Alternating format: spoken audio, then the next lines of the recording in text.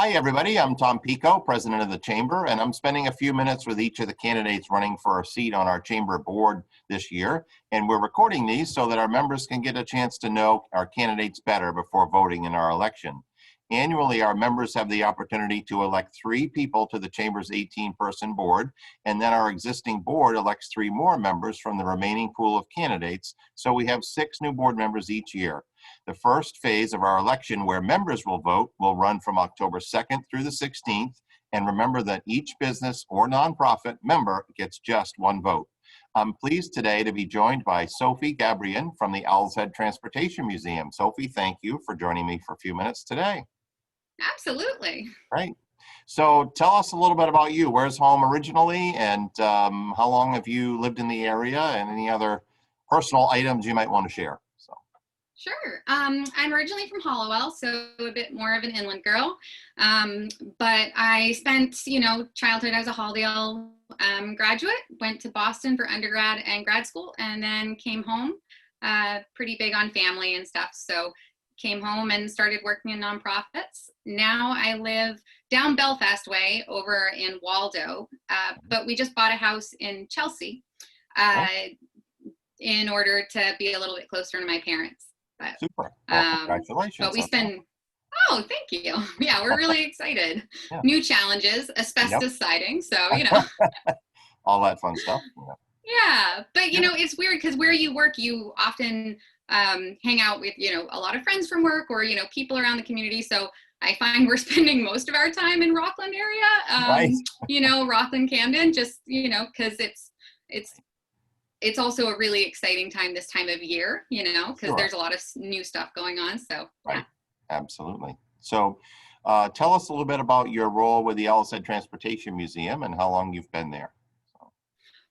I've been here since 2017, and I'm the communications manager.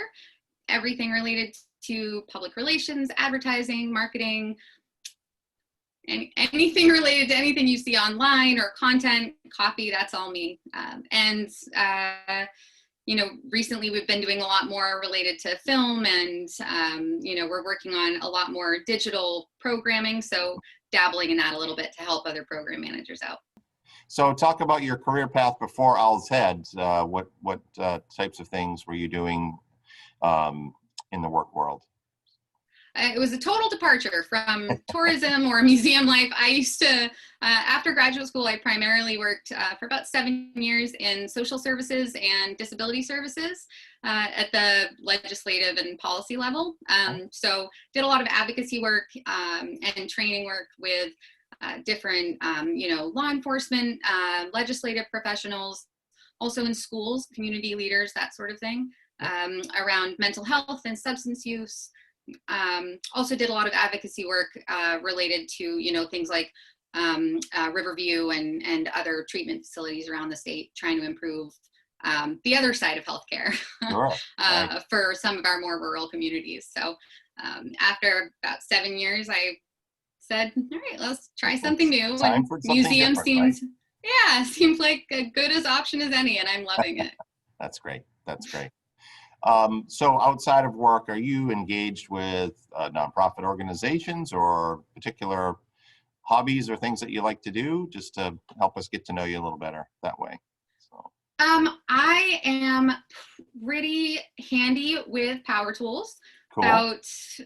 Maybe about 5 years ago, me and my partner then bought a house, and it needed a lot of work. And so I just hopped on YouTube, called up some guys around the neighborhood, different friends, and figured out, okay, so how do I do this? And what does it mean if this is leaking? And why is that making that weird buzzing noise? And so now this new house will be the 4th house I've worked on for renovations. So, well, let's talk about the Chamber for a minute. You obviously, Owl's Head Transportation Museum is a valued member of the Chamber, and you have the distinction of holding our last in-person business after hours before the pandemic hit, actually. So that was a lot of fun.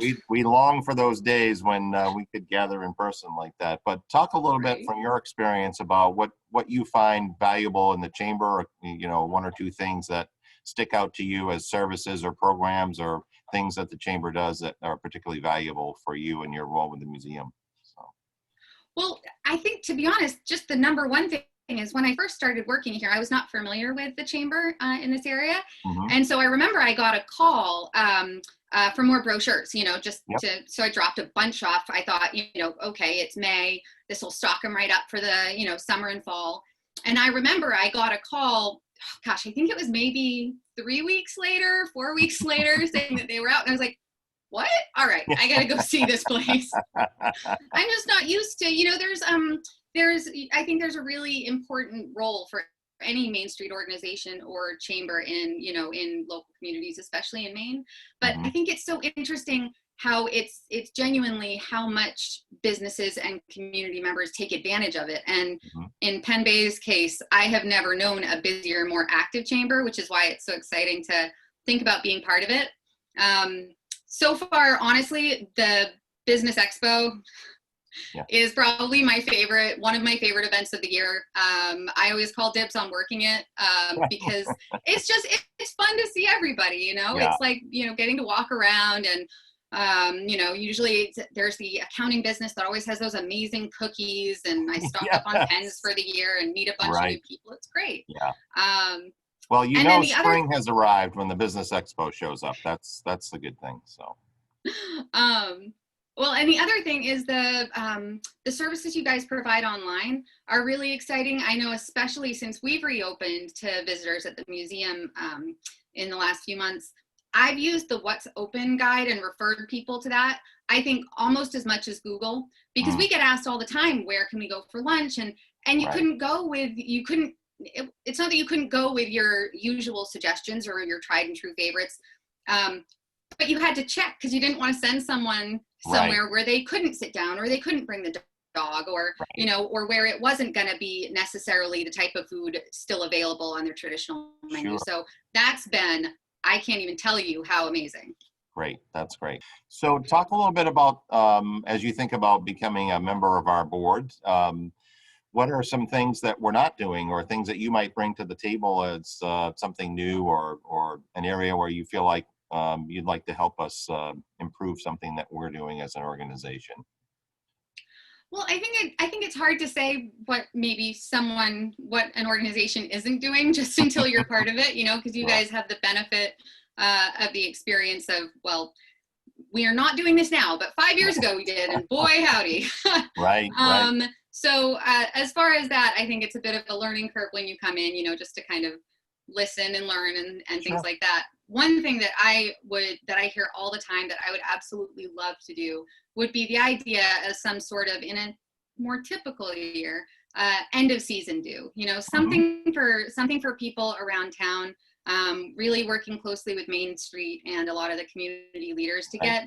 get, something, because, I think that especially this pandemic has brought out a moment where people realize that, even me, I grumble when I drive through, Route 1 in Camden, in the middle of August, Right. because I'm already late because I have Right. left 5 minutes late, and it has nothing to do with, more visitors in town or anything like that. But I have noticed an absence this year. There are, without, all the energy coming into town at Mhm. the same degrees, and, meeting new people, hearing new stories from people, it's been missed. And I think that even though we all kind of subconsciously enjoy that time of year, it's always nice to close out the season with a, whew, we made it, Right.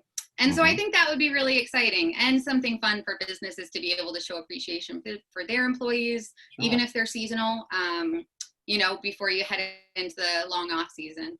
Right. Oh, that's a great idea. I love that. I love that. So, well, before we wrap up, anything else that you would want to share with our members as they get ready to vote in our election?